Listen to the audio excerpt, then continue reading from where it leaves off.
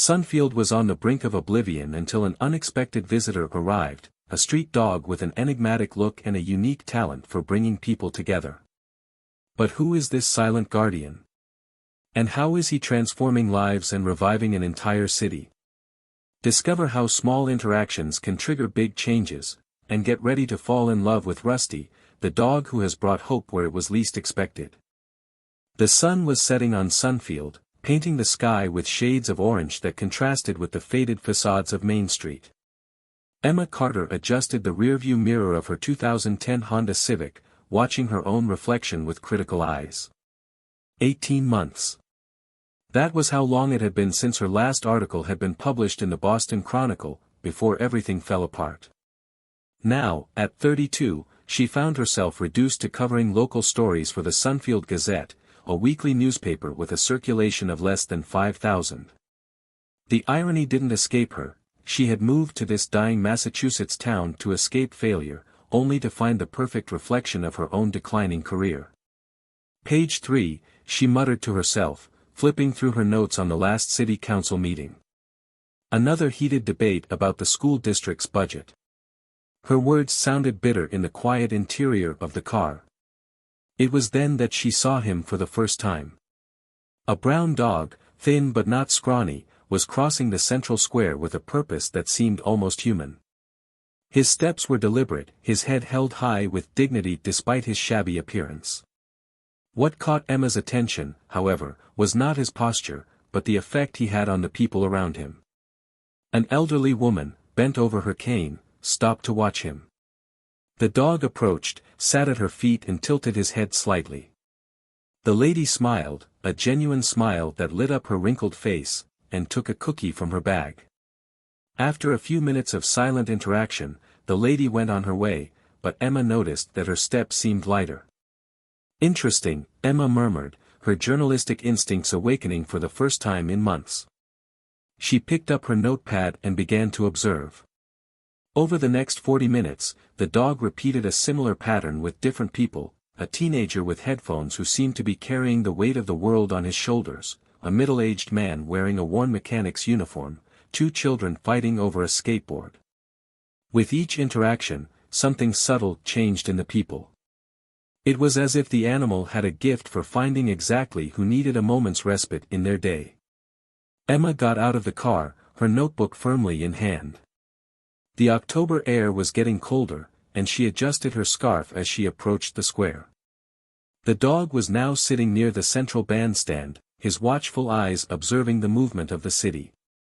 "Hey, buddy," she called softly, approaching. The dog turned its head towards her, and Emma felt an inexplicable shiver. Its eyes were a deep amber, almost golden in the evening light, and seemed to carry an ancient wisdom that she couldn't explain. "Has anyone ever told you that you have an interesting way with people?" she asked, feeling a bit foolish for talking to a street dog. To her surprise, he got up and walked over to her, sitting down at her feet. A name tag hung from his worn collar, Rusty, she read. "So you have a name," Emma smiled, crouching down to meet him. "But where is your owner?" As if answering her question, Rusty looked around the square, his eyes scanning every person who passed by. The message seemed clear, the whole city was his home. At that moment, something changed inside Emma. It was as if a door that had been locked for a long time began to slowly open. There was a story, not just about a street dog, but about a city and its people, about unexpected connections and small moments of grace amidst the daily chaos. Grabbing her phone, Emma started taking pictures of Rusty. Her editor had asked for a story on the school budget, but she had found something much more interesting. As she took the pictures, she didn't realize that she was smiling, her first genuine smile in months. The sun had completely disappeared when she finally returned to her car. Rusty stood in the square, his silhouette cut out against the first lights of the street lamps. Emma looked at her notes, 16 different interactions in less than 2 hours, each leaving a subtle trail of change. "I think I've just found my next story," she muttered, starting the car. In the rearview mirror, she could see Rusty still sitting in the square, like a silent guardian of Sunfield. For the first time since arriving in town, Emma felt something different in the air, a sensation she had forgotten what it felt like.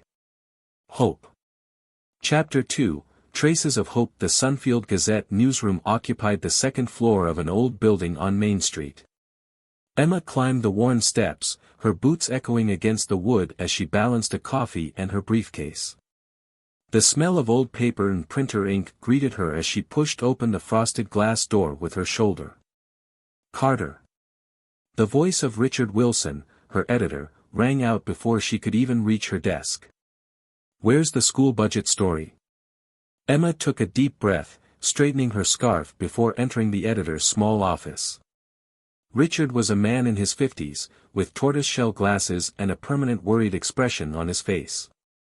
"I've got something better," she said, pulling out her notepad. "Something really worth publishing." Richard raised an eyebrow, a gesture that Emma had already learned to identify as skepticism mixed with curiosity. "Go on." "There's a dog in town," she began, immediately realizing how trivial it sounded. "Wait, it's not just an ordinary dog. He has this gift. He connects people. Yesterday afternoon, I observed 16 different interactions. In each one, something changed in the people." "A dog?" Richard took off his glasses, wiping them with the end of his tie. "Emma, we need real news, not human interest stories about street animals." "It's more than that," Emma insisted, sitting down in the chair opposite his desk. "Look at these pictures." She slid her phone across the table, showing the images she had captured the day before. "See this lady here? That's Dorothy Wells, from the flower store. She lost her husband 3 months ago. It's the first smile anyone's seen her give since then." Richard examined the photos in silence, his face gradually softening. "Who owns it?" "Nobody knows for sure. He has a collar with the name Rusty on it, but he seems to be an independent presence in the city. People have already started to notice him, to talk about him." At that moment, Lauren Pierce, the newspaper's photographer, poked her head through the door. "Are you talking about the dog in the square?" Her eyes lit up with recognition. "He helped my niece last week. She was having a terrible day at school, crying on the bench in the square, when he showed up and stayed with her for almost an hour. It was different." Richard looked from Lauren to Emma, drumming his fingers on the table. "All right, Carter. You've got a week. But I want something substantial, not just cute dog makes people smile. And I still need that school budget thing." Emma nodded, already formulating a plan in her mind. She left the room feeling an energy she hadn't experienced for a long time. At her desk, she opened a new document and began to list the people she had seen interacting with Rusty. Her first stop would be Dorothy Wells' flower shop. The store was 2 blocks from the newspaper, a small establishment with colorful flowers framing the window. The doorbell jingled as Emma entered. Dorothy was arranging a bunch of lilies, her deft hands moving with precision between the flowers. When she looked up, Emma recognized the same face she had seen smiling at Rusty the day before. "Mrs. Wells. I'm Emma Carter from the Gazette. I'd like to talk to you about a special meeting you had yesterday." Dorothy paused in her work, a soft smile appearing on her lips. "The brown dog," she said simply. "You know, it was the first time I managed to eat one of the oatmeal cookies that George loved so much. I always carry some in my bag, but ever since he left, I couldn't even look at them." Emma sat down on the high stool next to the counter, taking out her notepad. "What was that moment like for you?" "It was as if..." Dorothy searched for the words, her hands absent-mindedly caressing a lily petal. "As if that dog knew exactly what I needed. Not pity or words of comfort, but just presence. Acceptance. And when I shared the cookie with him, I felt that George would be smiling." As Dorothy spoke, the store door opened again. A tall man wearing grease-stained overalls walked in. Emma recognized him from the previous day's photos. "Ben Harper," he introduced himself, noticing Emma's gaze. I've come to collect flowers for my wife's grave. Well, I heard you talking about Rusty. Did you meet him too? Emma asked, her journalistic interest piqued. Ben ran a hand through his gray hair, a gesture that conveyed both nervousness and reflection. He turned up at my makeshift workshop 3 days ago. I was trying to fix some old bikes, more to keep myself busy than anything else. He stayed there, watching me work, and... Ben paused, swallowing. It was the first time in months that I didn't feel lost. Emma watched as Dorothy prepared a small bouquet of chrysanthemums for Ben, noticing the kindness with which they interacted. There was something happening in Sunfield, a subtle but perceptible change, and somehow, a mongrel dog was at the center of it all. Leaving the flower shop an hour later, Emma had 4 pages of notes and a deeper understanding of what she was investigating. It wasn't just about Rusty, it was about a wounded city slowly finding ways to heal itself. Crossing the street towards the square, she spotted a familiar figure. Rusty was sitting next to a teenage girl who was drawing in a sketchbook. The dog occasionally glanced at the drawing, as if appreciating the art in progress. Emma smiled, taking a seat on a nearby bench to watch. Her story was just beginning to unfold, and for the first time in a long time, she felt she had something truly meaningful to tell. The sketchbook was stained with tears as Emma approached the bench in the square. The teenager, who she would later discover was Sarah Louise, was scribbling furiously with a 6B pencil, creating deep shadows in her drawing. Rusty sat beside her, his silent presence like a patient guardian. "It's a very nice drawing," Emma commented softly, keeping a respectful distance. The girl looked up, revealing a freckled face marked by trails of dried tears. "You're the reporter," she replied, her voice carrying a mixture of defensiveness and curiosity. "I saw you taking pictures of Rusty yesterday." Emma nodded, noticing how the girl instinctively pulled the notebook closer to her. On the paper, a detailed portrait of Rusty took shape, his amber eyes captured with impressive precision. "You've really captured his look," Emma complimented, genuinely impressed. "How long have you been drawing?" Sarah Louise shrugged, but her fingers relaxed slightly around the notebook. "Since forever, I guess. But no one really." She stopped, biting her lip. "People at school think it's weird. To be alone drawing all the time." Rusty chose that moment to move, leaning his muzzle gently against Sarah's hand. The gesture seemed to give the girl the courage to continue talking. "Today was worse than usual," she admitted, flipping a few pages in her notebook. "Someone spilled juice in my cupboard.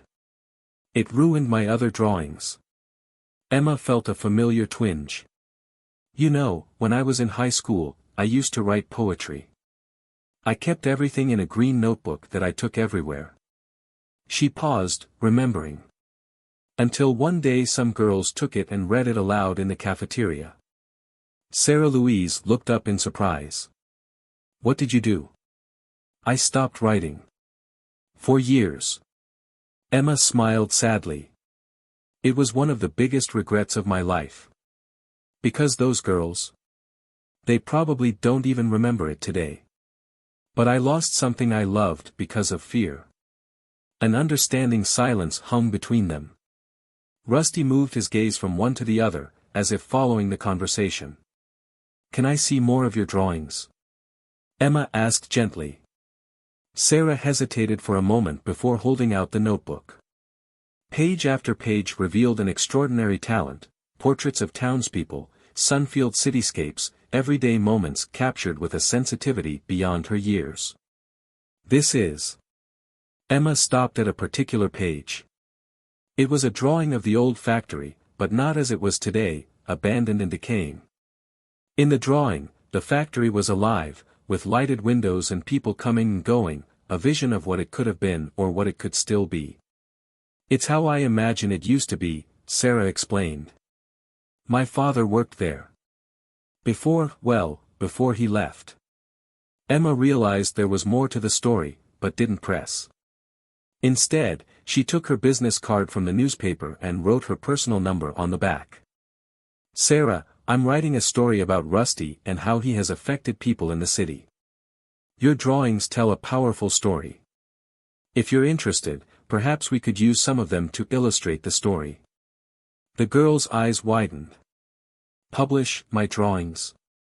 With your name in the credits, of course. An artist deserves recognition. Sarah looked at Rusty, as if seeking confirmation. The dog tilted his head slightly, his amber eyes shining with something that looked like approval. Can I think about it? Of course, Emma smiled. My number's there. And Sarah? Those people who spilled juice on your drawings. They just prove that they're afraid of your talent. As Emma got up to leave, she noticed that Sarah had started a new drawing. This time, it was Rusty sitting between her and Emma on the bench in the square, perfectly capturing the moment of connection they had shared. Back in the newsroom, Emma found a cup of coffee still warm on her desk, along with a note from Lauren Pierce. I stopped by the flower shop. Dorothy Wells kept talking about you. I think you're onto something here. Emma turned on her computer and started typing, the words flowing naturally for the first time in months. The story was expanding beyond Rusty. It was about a community finding its voice again, about people rediscovering lost connections. Her phone vibrated with a message, a photo of a new drawing by Sarah Louise, this time showing Rusty guiding different townspeople to the center of the square, as if he were weaving invisible threads of hope between them. Looking out of the newsroom window, Emma could see the central square. Rusty was there, as always, his constant presence reminding everyone that sometimes the greatest catalysts for change come in the most unexpected forms. And as she watched the scene, Emma realized that something else was happening in Sunfield, something that went beyond her news story. The town was slowly awakening from a long period of lethargy, and somehow, a mongrel dog was helping people rediscover their voices, their talents, their connections with each other. She saved the file she was writing and created a new folder on her computer, naming it Project Rusty. Something told her that this story was just beginning.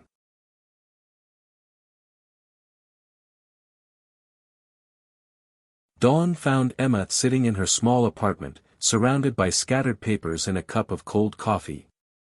Her laptop displayed dozens of open tabs, research on Sunfield, municipal records, old reports.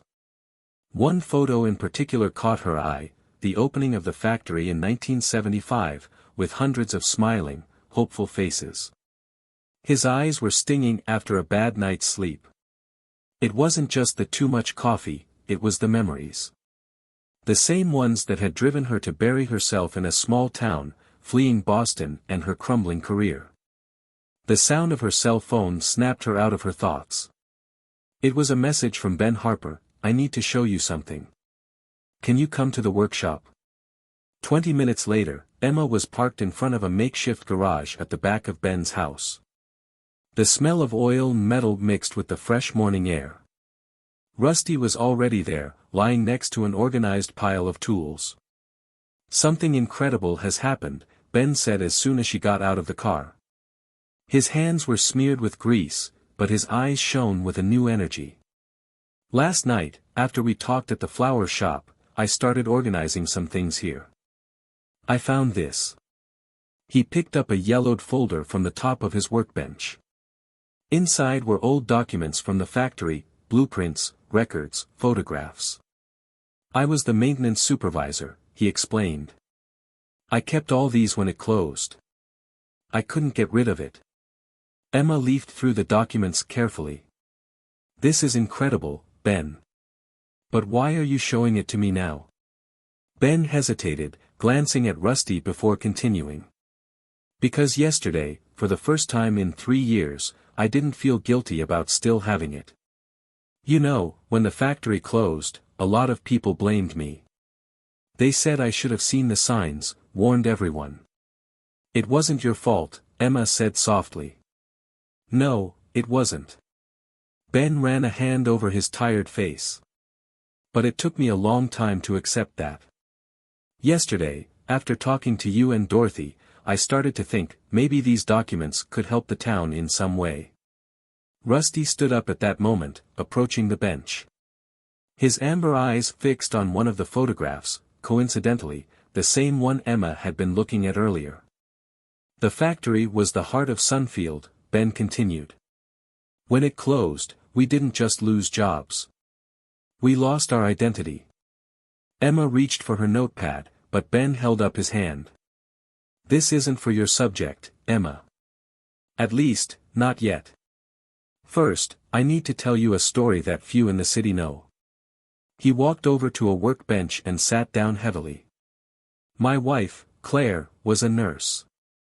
The night they announced the closure of the factory, she was on duty at the hospital. One of the workers, devastated by the news, suffered a heart attack. Claire spent hours trying to save him. His voice faltered. The stress was too much for her. 2 weeks later, I found her collapsed in the kitchen. Brain aneurysm. Emma felt her heart squeeze. The stories she had researched about the factory's closure had never mentioned this detail. For 3 years, I kept these memories locked away in here. Ben gestured towards the garage. But yesterday, when that dog showed up, it was as if Claire was telling me it was time to move on. To use it all for something positive. Rusty moved closer to Ben, putting his head on his knee. The simple gesture brought tears to the man's eyes. Do you know what's strangest? Ben smiled through his tears. Claire always wanted a dog. I always said we didn't have time, that it was too much responsibility. Now, it's like he's here for her too. Emma felt her own defenses begin to crack. Her hands trembled slightly as she clutched the documents. Ben, what exactly do you want to do with all this? The factory is still there, Emma. Abandoned, yes, but structurally sound.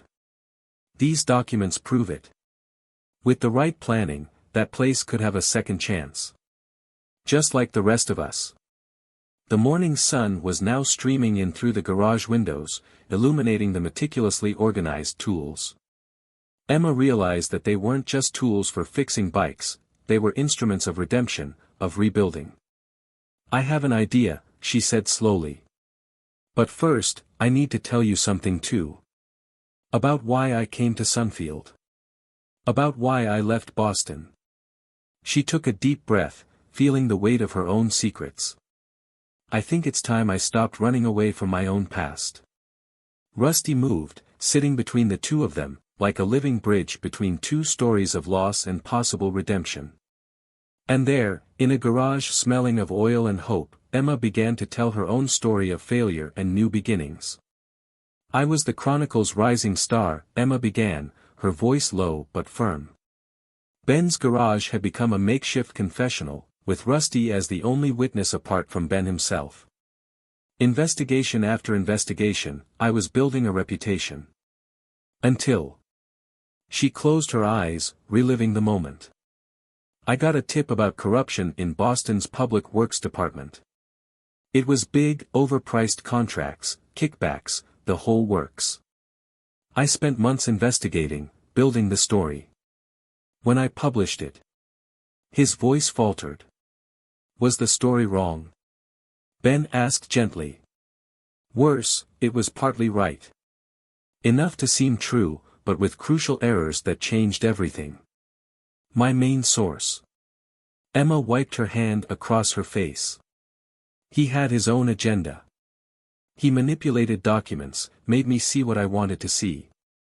I was so focused on getting my big story that I ignored the warning signs. Rusty moved closer to her, his warmth comforting against her leg. 3 people lost their jobs because of my report. One of them. Emma swallowed. One of them tried, well, she didn't succeed, thank God. But I'll never forget the call I got from her daughter. Ben remained silent, letting Emma continue at her own pace. The Chronicle fired me, of course.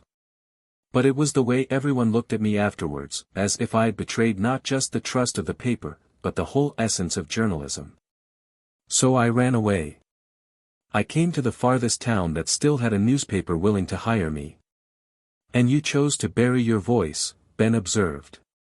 Emma laughed humorlessly. Ironic, isn't it? Me, who used to chase the big stories, reduced to covering school board meetings. But it seemed safe. Until Rusty showed up, Ben added, looking at the dog with an understanding smile. Yeah. Emma leaned over to stroke Rusty's ears. You know what's weird?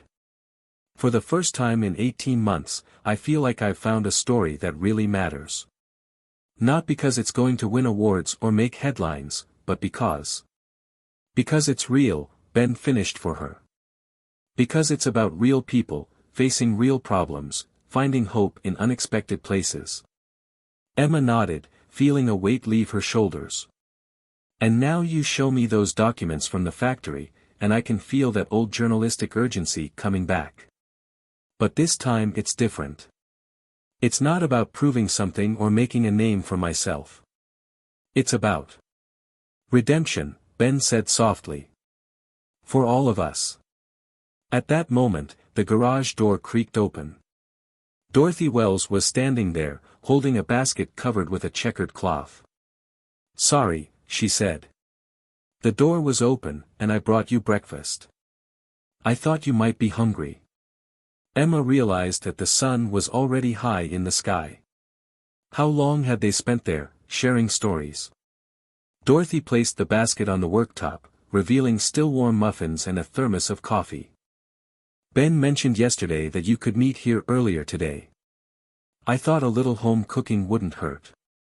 Dorothy, Ben began hesitantly, we were just talking about the factory. I know, she replied, surprising them both. I saw the lights on here when I came by to open the flower shop. And, she paused meaningfully, I also have something to share about that place. Rusty, who had come over to receive a cuddle from Dorothy, sat back down between Emma and Ben, as if sensing that more stories were to come. My George, Dorothy continued, pouring coffee for everyone, he didn't work in the factory, but he had a dream for that place. In the last few months before he left, he was developing a project. Something about turning part of the space into a community center. Emma felt her heart racing. Do you still have those plans? Dorothy nodded. I kept everything. I couldn't get rid of anything of his. But maybe, she looked at Rusty, a small smile appearing on her lips, maybe it's time to bring his dreams to life. A story within a story, Emma muttered, picking up her notepad. Then she stopped, looking at Ben and Dorothy. But this time, let's do it right. No rush, no sensationalist angles. Just the truth about a city trying to rebuild itself. And about a mysterious dog who seems to know exactly what each of us needs, Dorothy added, offering Rusty a piece of muffin. Ben picked up the folder containing the factory documents. So, where do we start? Emma looked at her new allies, a mechanic bearing the scars of a deep loss, a florist rediscovering her strength, and a mongrel dog with eyes too wise for a simple animal. We start, she said, opening her notebook to a new page, at the beginning. And this time, we're going to tell all the stories, not just the big headlines, but the little moments that really matter. Mayor John Moore's office was located on the second floor of Sunfield City Hall, a Victorian building that had seen better days. Emma adjusted her blazer as she climbed the wooden steps that creaked under her feet. After 3 intense days of research and interviews, it was time to face the local authority. Miss Carter, the mayor greeted her without lifting his eyes from the papers on his desk. Have you come to ask me about the school budget? Actually, Emma replied, keeping her voice steady, I came to talk about the old factory. That caught his attention. John Moore was a man in his 60s, with gray hair and tired eyes who had witnessed the gradual decline of his town. The factory has been closed for 3 years, he said dryly. There's no history there. I disagree, Mayor. Emma placed the photographs Sarah Louise had taken on his desk, along with Ben's documents. There are several stories. And perhaps an opportunity. Moore examined the materials in silence, his expression changing subtly. These drawings. They're by Sarah Louise Mitchell. 15 years old, extraordinary talent, daughter of one of the workers who lost his job when the factory closed. Mitchell. The mayor murmured, recognition crossing his face. Daniel Mitchell. Yes. The same one who left, leaving his family behind. Emma took a calculated pause. Mayor, you were in office when the factory closed. How did you go about making that decision? Moore stood up abruptly, walking over to the window. From his position, he had a clear view of the central square. What decision? There was no decision to be made. The parent company simply closed its doors. I was just the messenger. And then what? Was there any attempt to revitalize it? Of course. He turned around, irritation clear in his voice. But have you seen the costs involved? This town can barely keep its schools running. A movement in the square caught both their attention. Rusty was downstairs, sitting near the bandstand. As if sensing the stares, he raised his head towards the mayor's window. That dog. Moore muttered.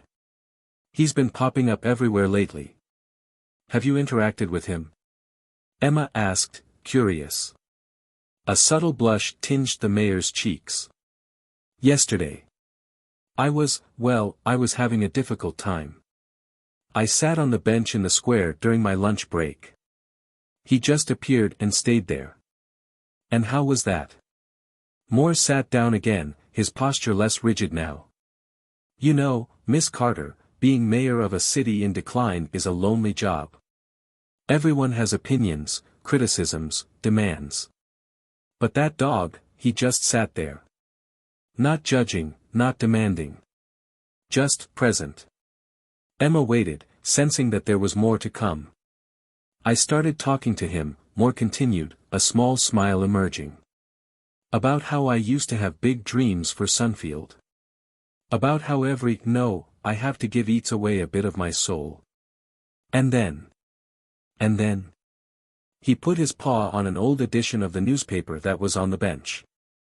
The headline was about the factory closing. Moore picked up Sarah's drawings again. Maybe it's time to stop saying no. Mayor, I've been interviewing people around town.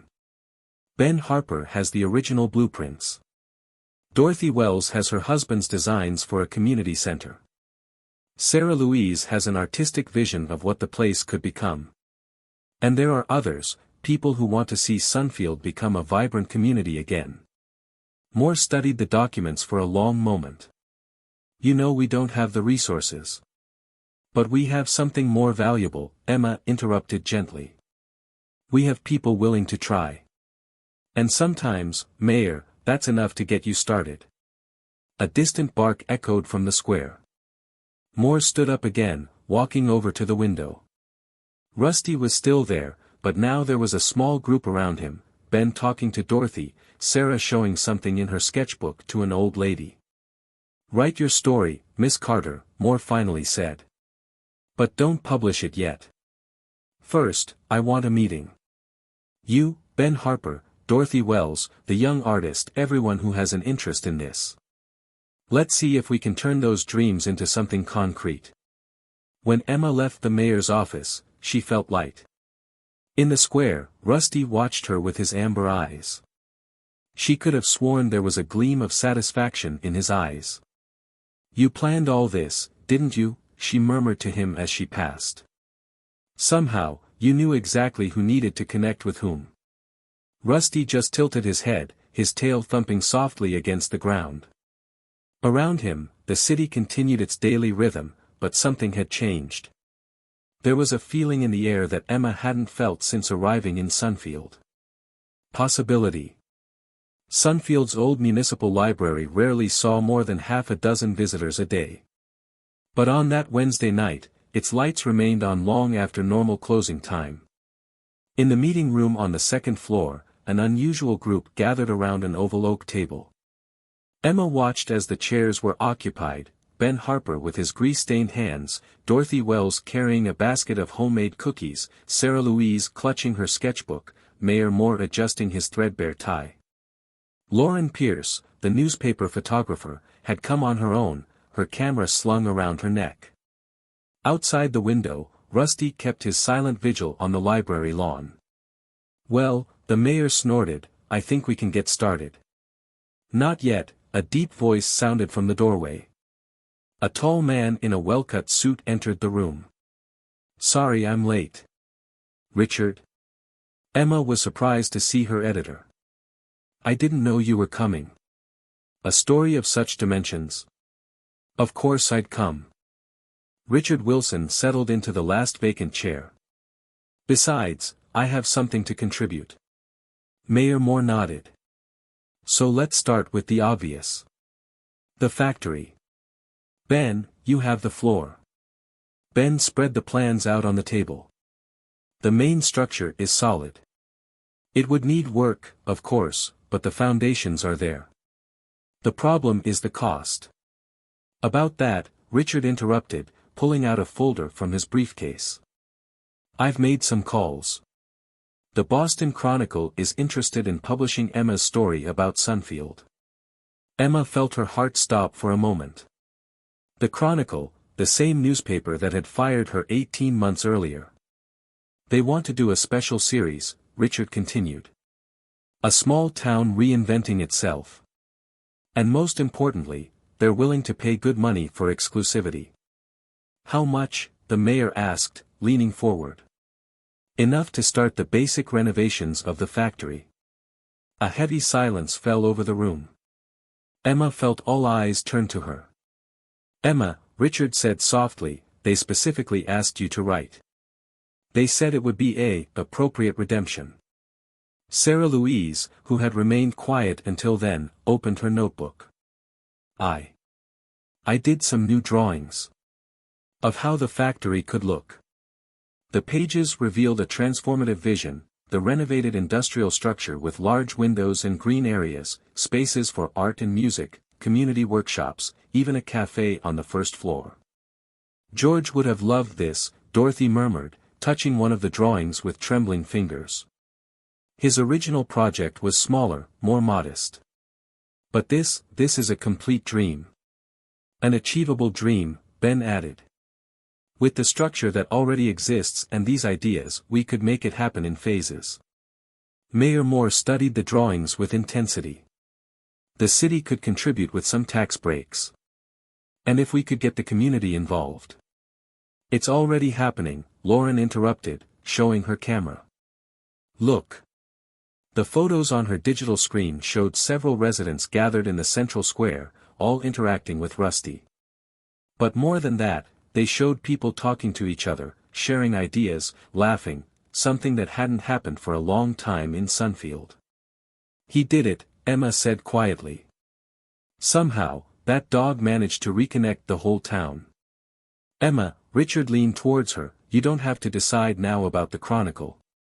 But think about it, your original story about corruption in Boston may have hurt people. This story? It could heal an entire city."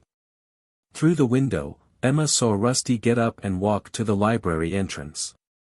Moments later, the creak of the old door announced his arrival in the meeting room. Without hesitation, he walked over to Emma and put his head on her knee. "I think," she said, finding strength in his presence, "that I've made up my mind." She looked at Richard. "I'm going to write the series. But my way. The whole truth, without sensationalism. The real story of Sunfield." "What about the drawings?" Sarah asked shyly. "Each issue will feature one of your works, with full credit," Emma smiled. "The world needs to know your talent, Sarah." Mayor Moore stood up, walking over to the window. From the elevated position of the library, the whole of Sunfield stretched out before them, the lights of the houses twinkling against the night sky. "You know," he said thoughtfully, "when I was first elected, I promised to make this town a better place. I never imagined I'd need a mongrel dog to show me how." Rusty, as if understanding the comment, let out a little bark that made everyone laugh. "Then it's settled," Ben declared, holding out his hand across the table. Dorothy immediately placed hers over his, followed by Sarah, Lauren, Richard, the mayor and, finally, Emma. "For Sunfield," they said in unison. And there, in that dusty library room, with a mysterious dog as a silent witness, a new chapter in Sunfield's history began to be written.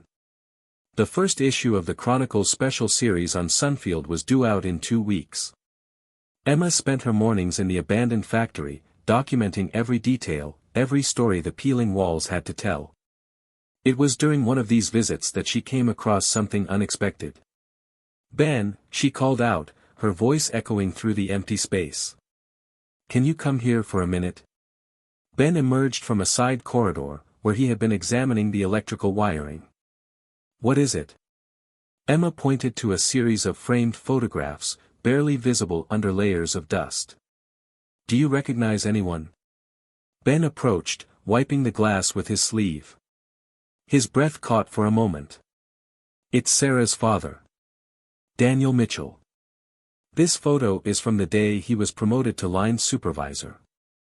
In the picture, a young, smiling man was shaking hands with the then plant manager.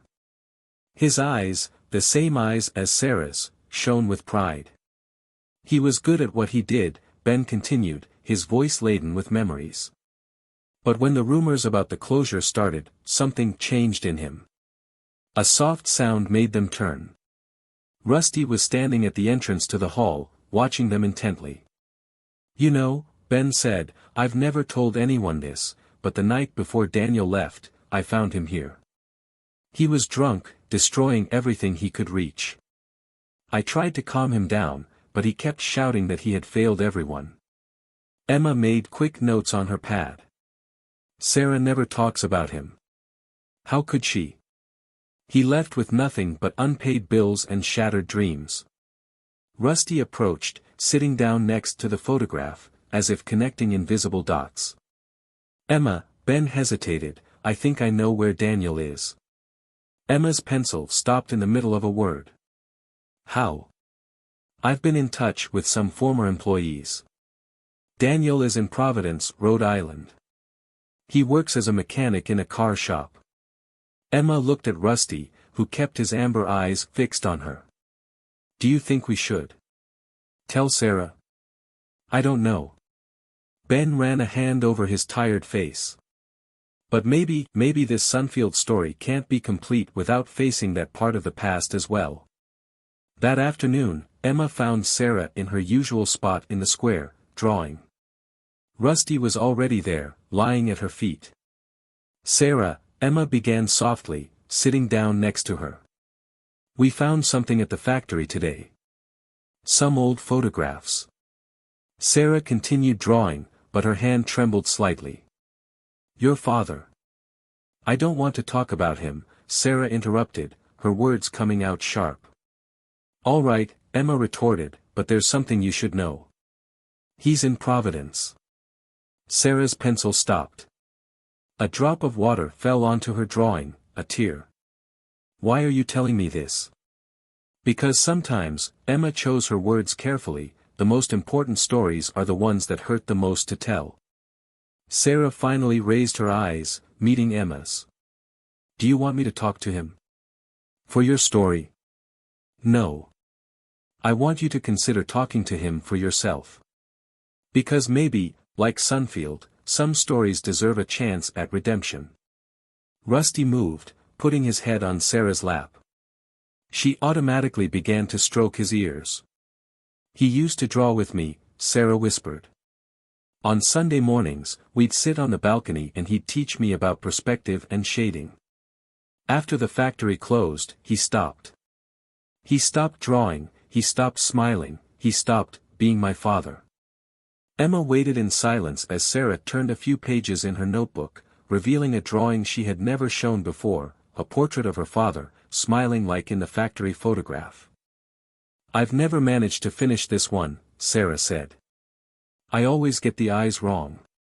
I can no longer remember what they looked like when he smiled." "Sarah," Emma said gently, "you don't have to decide anything now.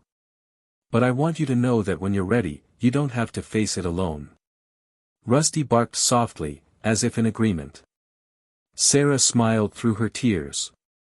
"You know what's funny?" she said, scratching behind Rusty's ears.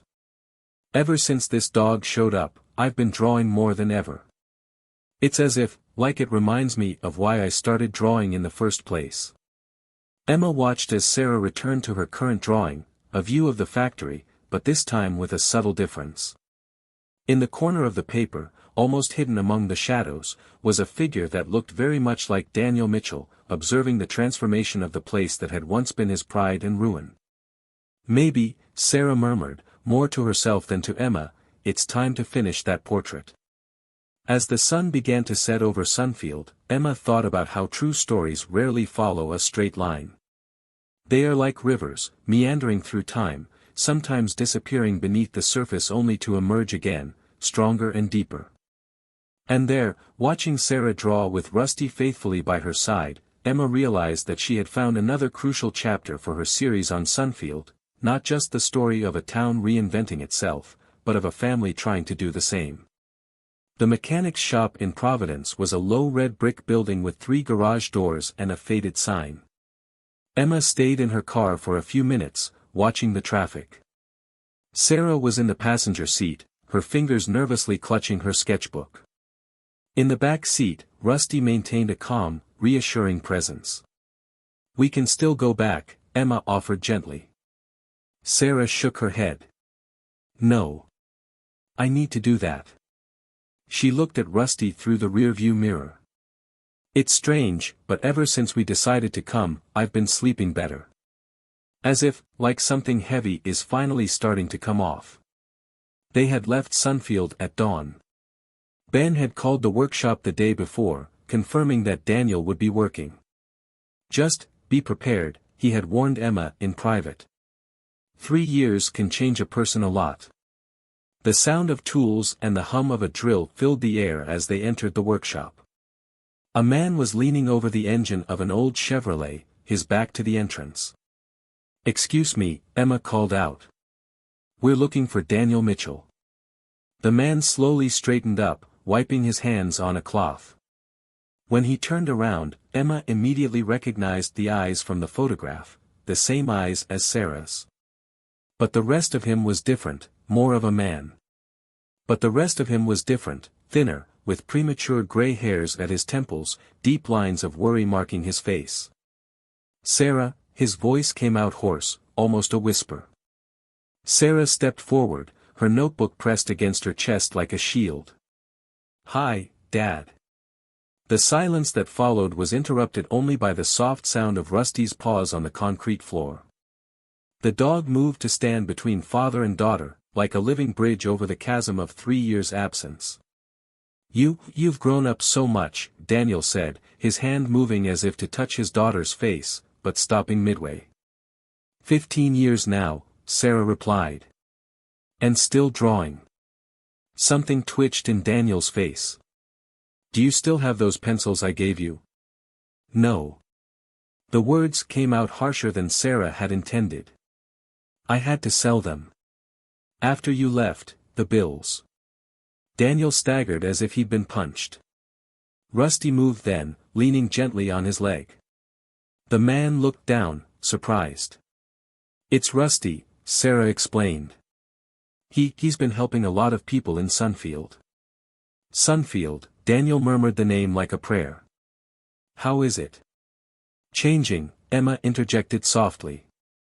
"The town is changing. The factory is going to reopen, in a different way." Daniel leaned on the side of the car. "How?"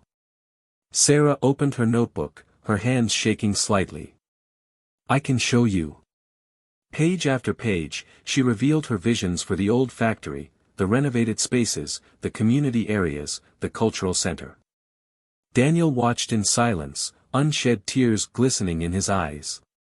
You designed all this?" Sarah nodded. "It's part of a bigger project. Emma is writing about it for the Boston Chronicle." "The Chronicle?" Daniel looked at Emma more closely. "Then it's really serious." "Very serious," Emma confirmed. "The whole city is mobilizing. Ben Harper is leading the technical."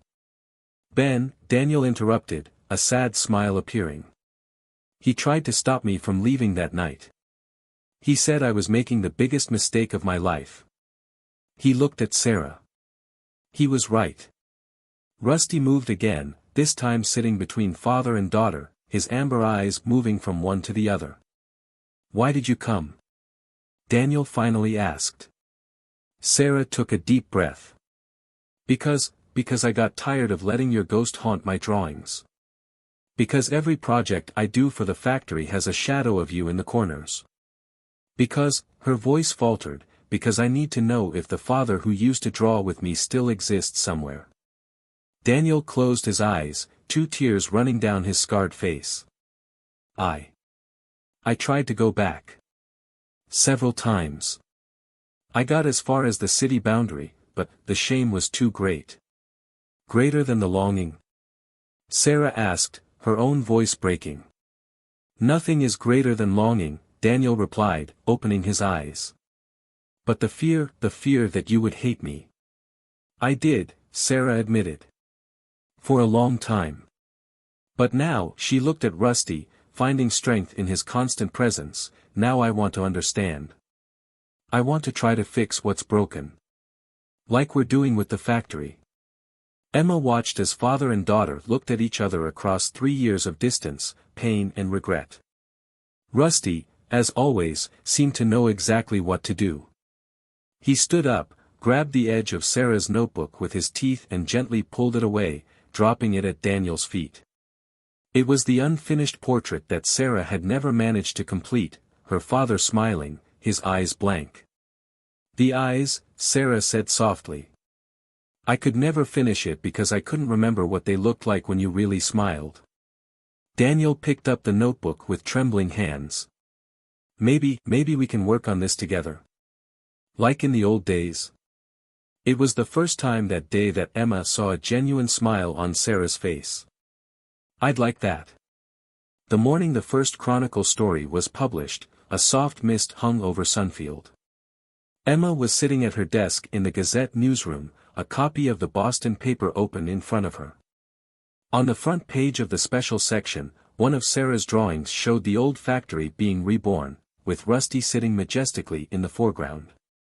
"It's surreal," Lauren commented, leaning on the door with her camera. "To see Sunfield in the pages of the Chronicle." Emma ran her fingers over the headline, "Sunfield's Guardian, How a Mysterious Dog is Helping Rebuild a Town."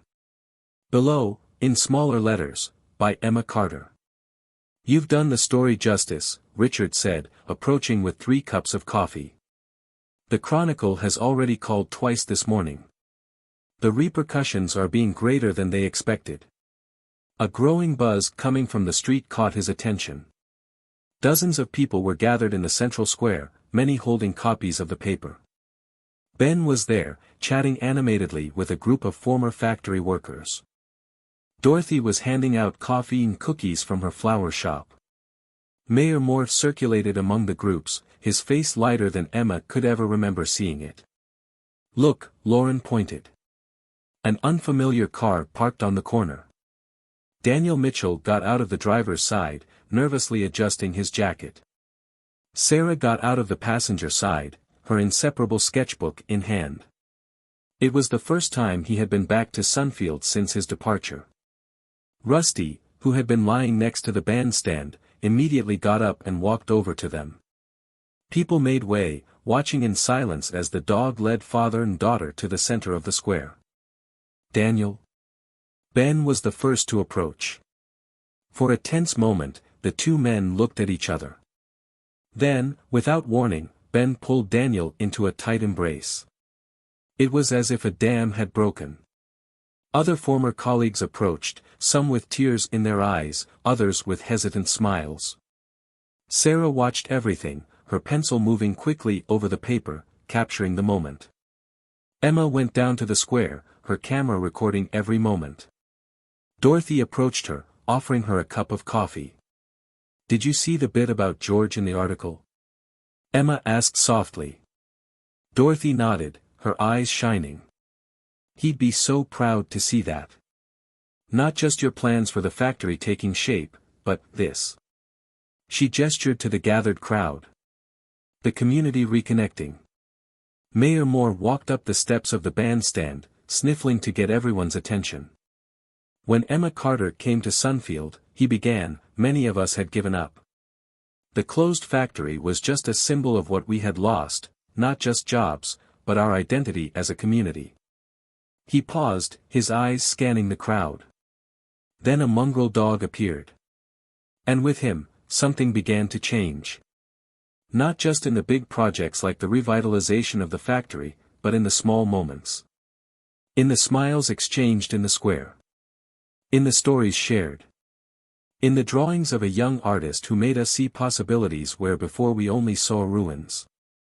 Sarah blushed when several people looked in her direction, but held her head high, her father placing a protective hand on her shoulder. Today, Moore continued, our story is on the front page of the Boston Chronicle. But the real story isn't just in the printed words. It's here, in this square.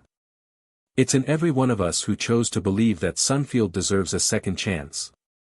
Rusty, who had been sitting quietly at the foot of the bandstand, let out a soft bark, as if punctuating the mayor's words. Affectionate laughter echoed around the square. And speaking of second chances, Moore smiled, I have an announcement to make. Last night, I received confirmation, the initial funding for the factory project has been approved. Construction starts next month. The square erupted in applause and shouts of joy. Emma captured the moment when Ben hugged Dorothy, when Sarah jumped into her father's arms, when Richard raised his coffee in a silent toast. And in the midst of it all, Rusty remained serene, his amber eyes watching the scene with what seemed to be satisfaction.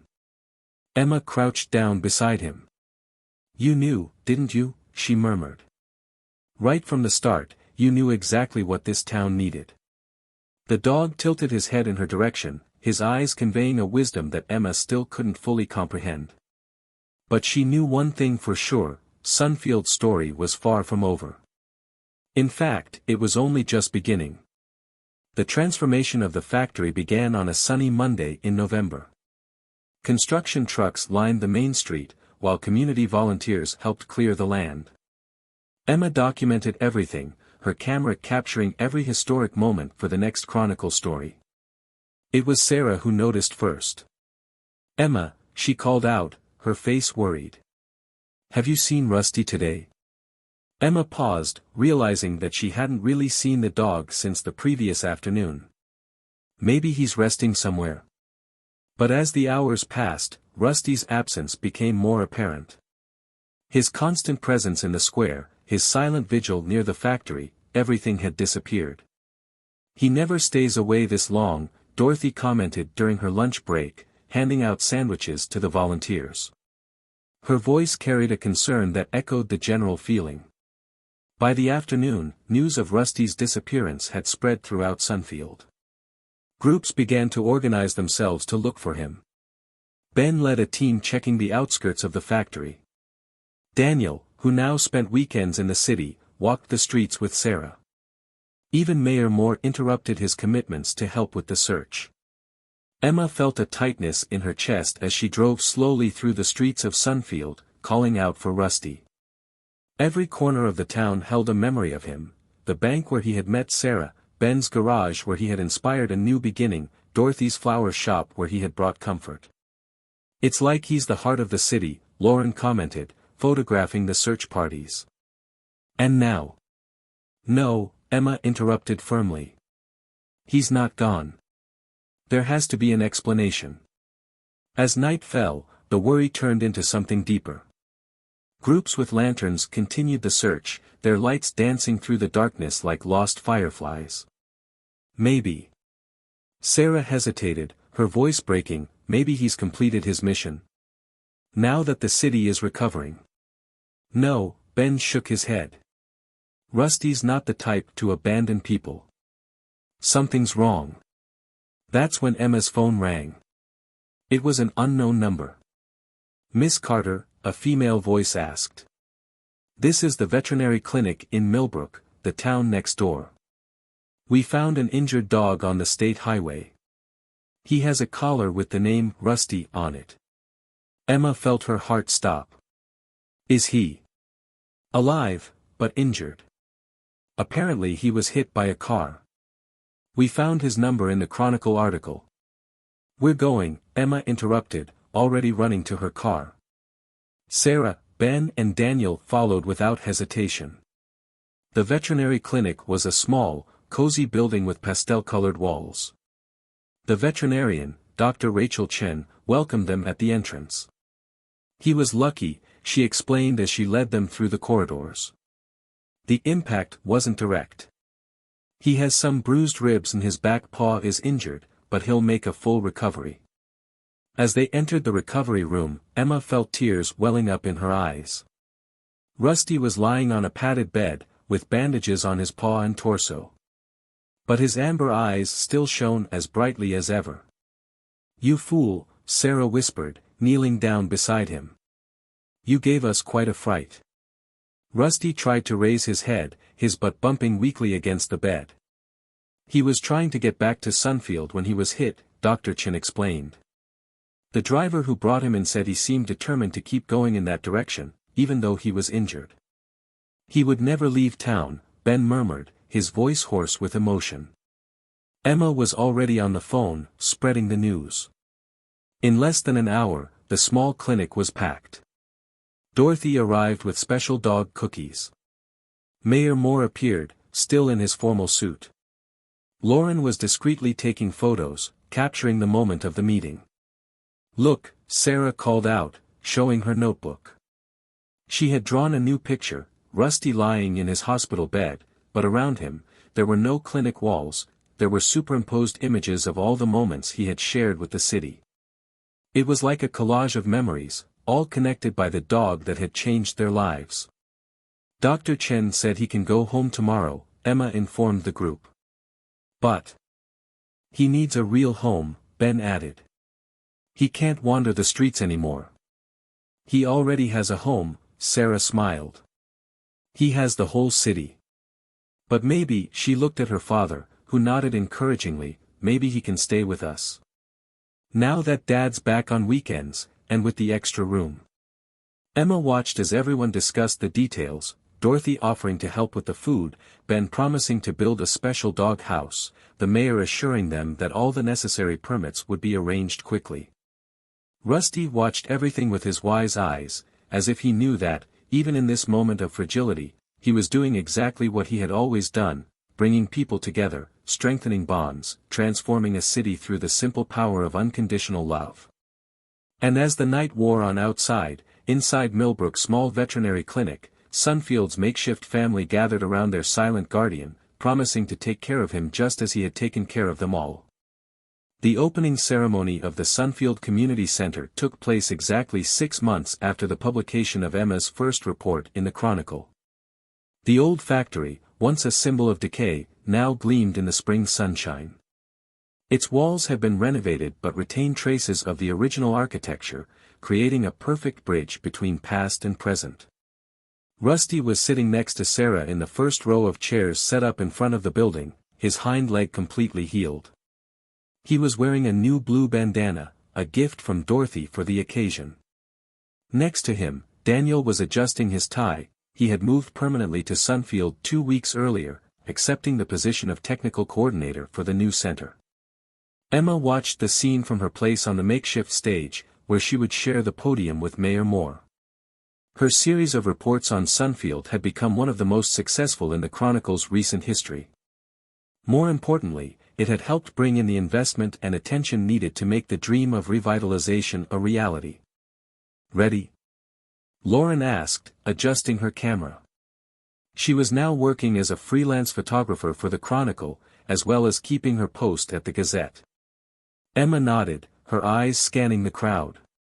Ben was standing near the entrance to the building, talking to the new instructors of the vocational training program that would run at the center. Dorothy had transformed the old factory yard into a community garden, her flowers bringing color and life to the space. Mayor Moore hissed into the microphone, and the crowd's animated chatter subsided. "A year ago," he began, "Sunfield was a town that had lost its way. We were like this factory, an empty structure, holding only memories of what we had once been." He paused, his eyes finding Rusty in the audience. Then an unexpected visitor arrived. Some would say it was just a street dog. But those who have lived this story know that it was much more than that. Rusty became a catalyst for change, a living symbol that sometimes hope comes in the most unexpected forms. Emma stood up, taking her place next to the mayor. When I arrived in Sunfield, she said into the microphone, I was running away from my own failures. I thought I'd found the perfect place to hide. Instead, I found a story of redemption, not just for the town, but for every single person here. His eyes found Sarah, who was smiling as she stroked Rusty. This community center isn't just a renovated building. It's a testament to the power of community. Every brick here tells a story, of the former workers who came back to help rebuild, of the young people who found inspiration in the art and technology programs, of the families who reconnected. Ben discreetly wiped away a tear. Dorothy squeezed his hand in solidarity. And at the center of it all, Emma continued, we have our silent guardian. Rusty may not understand the words we're saying today, but he understands what's most important, the power of being present, of offering comfort without judgment, of guiding lost people back home. Mayor Moore returned to the microphone. That's why, in addition to inaugurating this center, we have another announcement to make. The City Council voted unanimously to declare Rusty the official guardian of Sunfield. A plaque will be installed here, telling his story for future generations. Sarah stood up, holding her notebook. Excuse me, she called, her voice more confident than Emma had ever heard it. I made something for today. She walked to the stage with Rusty by her side. She opened her notebook and revealed a new drawing, a detailed illustration of the community center, with all the inhabitants of Sunfield gathered in front of it. In the center, Rusty watched the scene with his wise eyes. But what was most impressive was how Sarah had captured the light, not just sunlight, but a kind of inner glow that seemed to emanate from each person depicted. This will be the first in a series of murals I'm going to paint inside the center, she announced. So that no one forgets how it all began. The crowd applauded, and Rusty let out a joyful bark, as if approving of the project. When the ribbons were cut and the center's doors finally opened, Emma stayed behind, watching the people enter. Rusty stood beside her, his amber eyes fixed on her. You know, she said softly, I still don't know exactly what you are or how you knew exactly what we all needed. But I think maybe I don't need to know. Some stories are better when they retain a bit of mystery. Rusty tilted his head, his eyes shining with that ancient wisdom that Emma had noticed on the first day. Emma! Sarah called out from the doorway. Come on. I want to show you where I'm going to paint the first mural. Emma smiled, tucking her notepad into her pocket. Her series in the Chronicle had officially ended, but she knew that Sunfield's story, and Rusty's, would continue to be told in many different ways. Come on, kid, she said to Rusty. We've still got a lot of work to do. And together, the reporter who had found her voice again and the dog who had helped an entire town rediscover itself, they walked towards the future they had helped build, a future where second chances were not only possible, but inevitable, as long as there was love, courage and a little canine magic to light the way.